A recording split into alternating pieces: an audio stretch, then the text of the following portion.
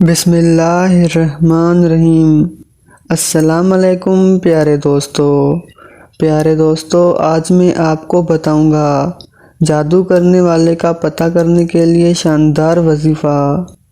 ناظرین، اگر آپ جادو کرنے والے کا پتہ لگانا چاہتے ہیں کہ کسی نے آپ پر یا آپ کے بچوں پر جادو کروایا ہے تو اس کے لیے وظیفہ بہت ہی زبردست ہے، اور یہ عمل اتنا آسان ہے کہ آپ خود بھی یہ عمل کر سکتے ہیں۔ عمل یہ ہے کہ غسل کر کے پاک صاف ہو جائیں اور پاک صاف کپڑے پہن کر عشاء کی نماز کے بعد 2 رکعت نفل پڑھیں۔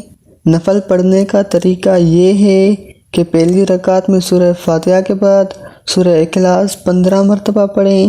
اس طرح دوسری رکعت میں بھی سورہ فاتحہ کے بعد 15 مرتبہ سورہ اخلاص پڑھیں۔ نفل پڑھنے کے بعد دعا مانگیں اور اپنا مقصد بیان کریں۔